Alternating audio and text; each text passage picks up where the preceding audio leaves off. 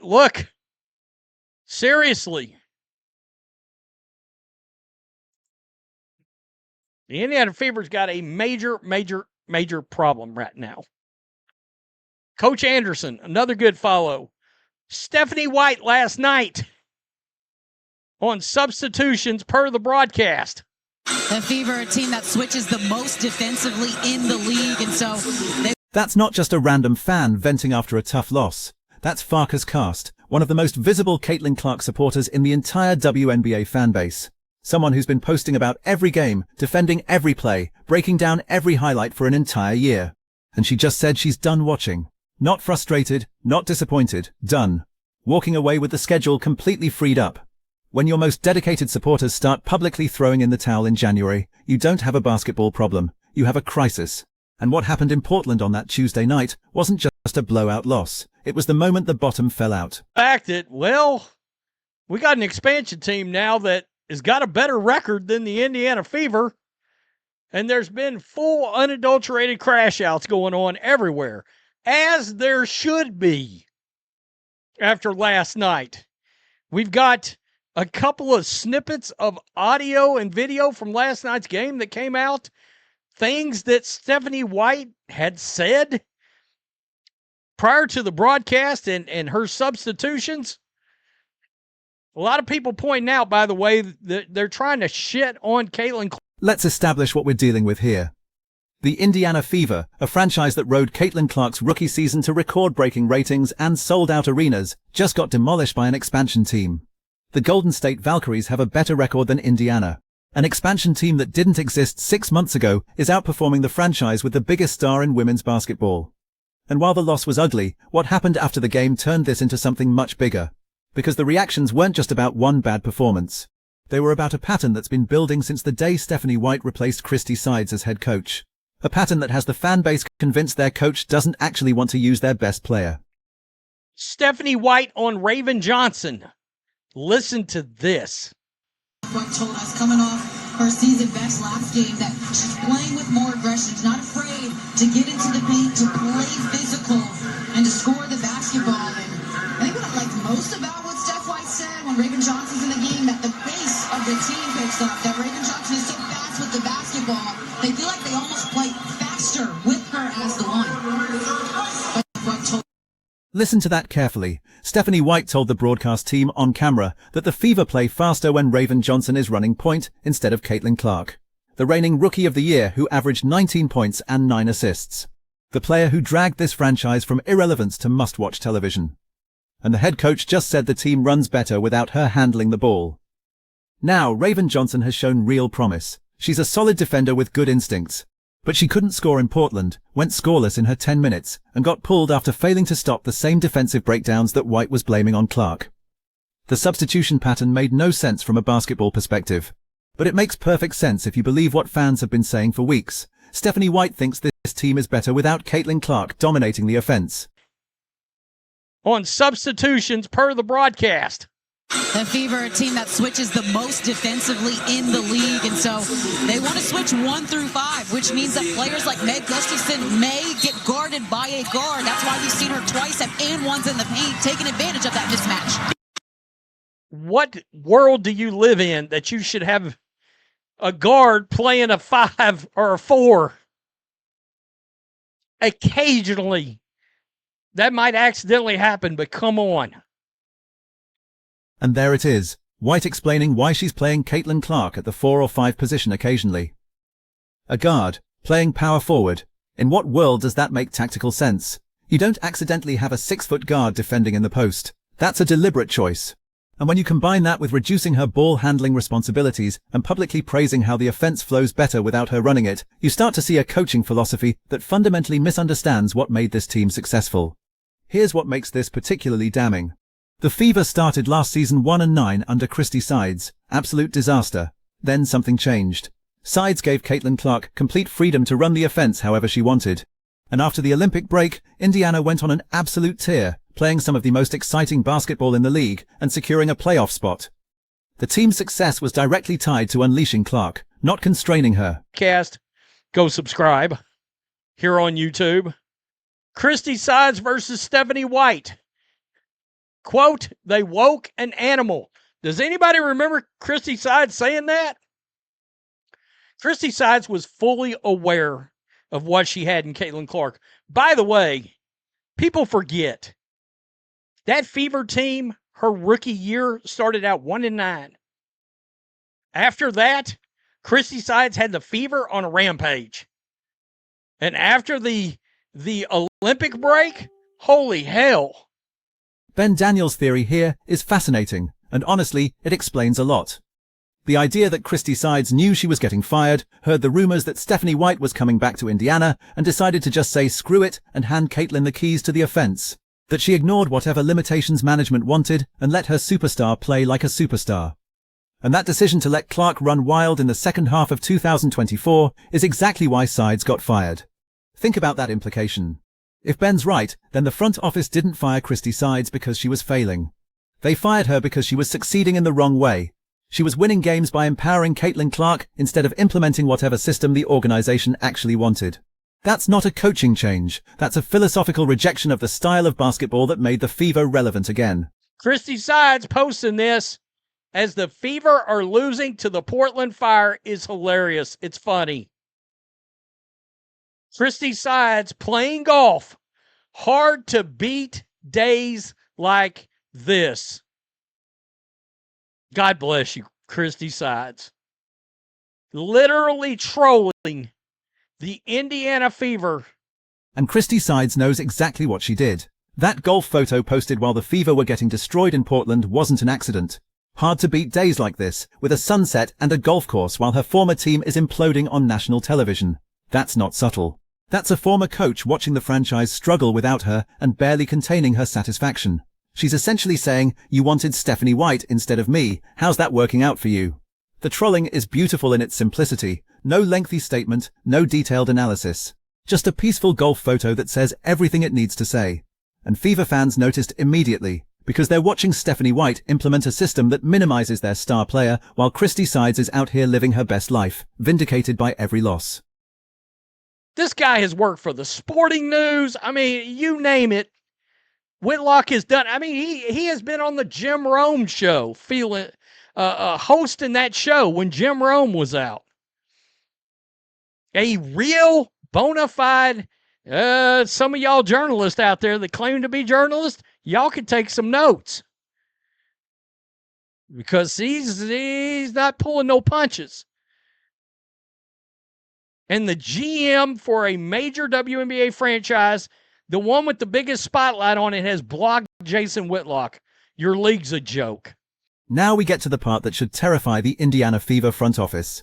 Jason Whitlock, a journalist who has worked for ESPN, Fox Sports, the Kansas City Star, and hosted Pardon the Interruption, got blocked by Amber Cox, the chief operating officer and general manager of the Fever. Not some random social media troll, not a fringe blogger. Jason Whitlock, a credentialed journalist with 3 decades of experience covering professional sports. Blocking a major sports journalist because he's criticizing your team's performance is minor league behavior. It's what you do when you can't handle scrutiny. And it reveals something crucial about how Indiana's front office operates. They don't want accountability, they don't want tough questions, they want cheerleaders, not journalists. And when someone with Whitlock's platform starts pointing out the obvious problems with how this team is being managed, their response is to just block him and pretend the criticism doesn't exist. Fans are tuning out. I just got a post a minute ago. A guy said, hey, I'm going to keep following your channel to keep up with the drama, but I'm not watching any more of their games. You know what? In fact, let me just be real. There's the comment right there. To me, I retweeted what Farkas Cast said about not watching. One of the biggest supporters just tuned out. Pay attention. My sentiments exactly. I'll catch the... And that comment right there represents the real catastrophe unfolding in Indiana. Not the losses, not the bad coaching decisions, the fact that fans are tuning out entirely. This person said they'll keep following the drama through commentary channels, but they're done watching actual games. They'll catch highlights of the controversy, but the product itself no longer interests them.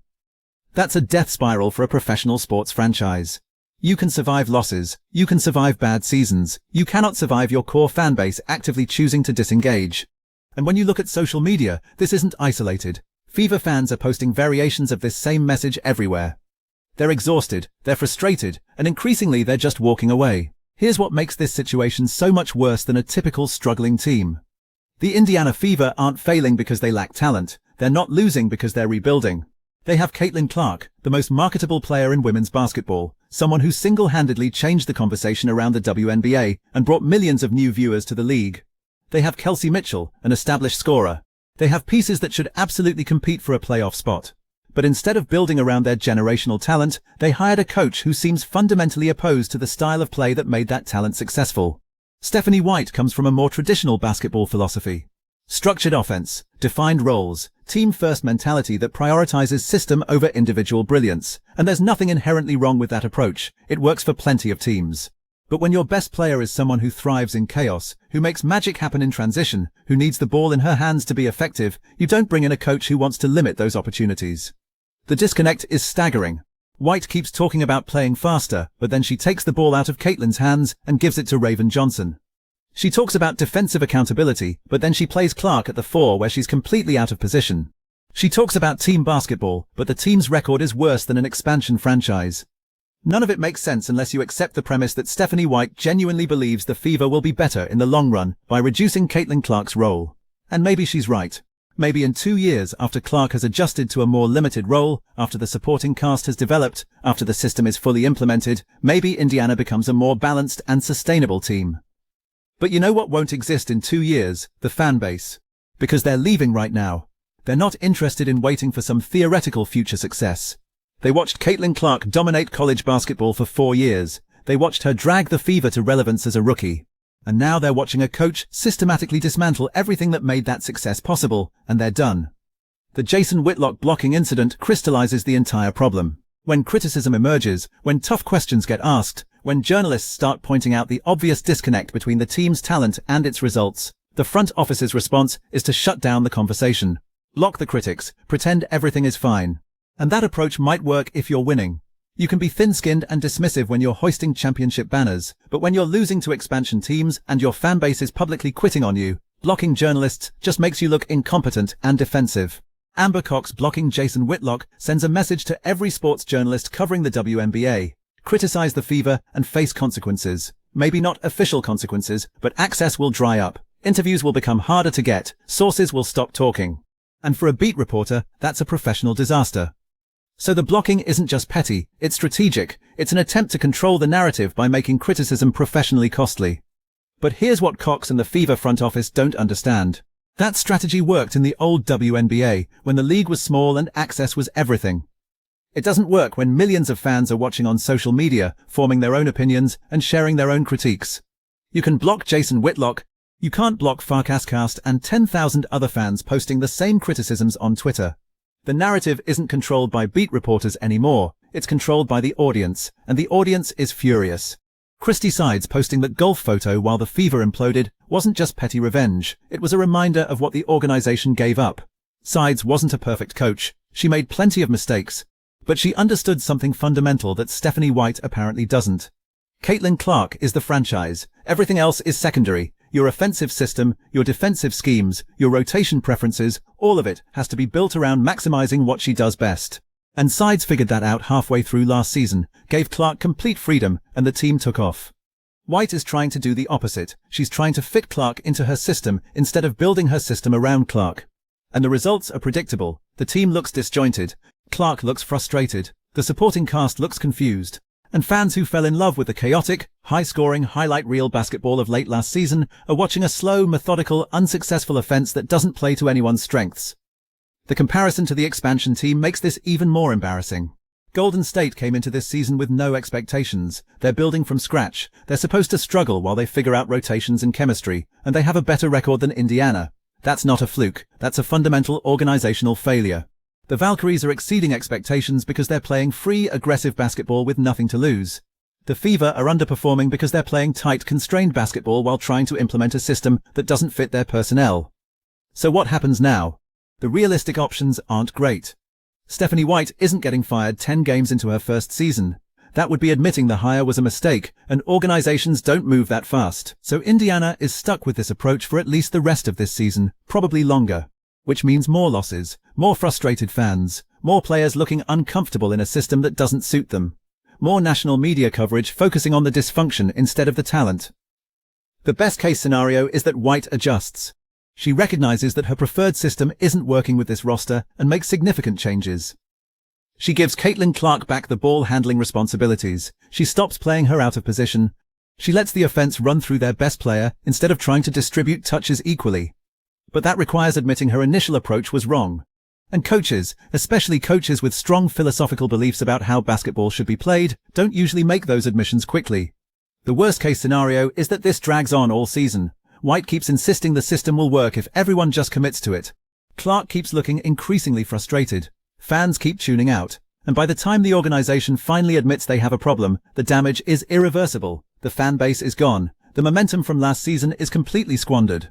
And Caitlin Clark starts quietly exploring whether she'd be happier somewhere else when her contract allows it. That last possibility should terrify Indiana. Because if this continues, if the organization keeps prioritizing their preferred style of basketball over actually winning games and keeping their star player happy, Clark will leave. Maybe not this year, maybe not next year, but eventually. And when she does, the Fever will go right back to being irrelevant. Empty arenas, no national television games, no media coverage, just another struggling WNBA franchise that had lightning in a bottle and let it slip away because they thought they knew better. So the question for Amber Cox, for Stephanie White, for everyone in the Indiana Fever organization is simple. Are you willing to admit you were wrong? Are you willing to change course before it's too late? Or are you going to keep blocking journalists, keep running a system that doesn't work, and keep watching your fan base walk away until there's nothing left to save? Because right now, fans like Farkas Cast are making their choice. They're done. And if the Fever don't figure this out fast, they won't be the only ones.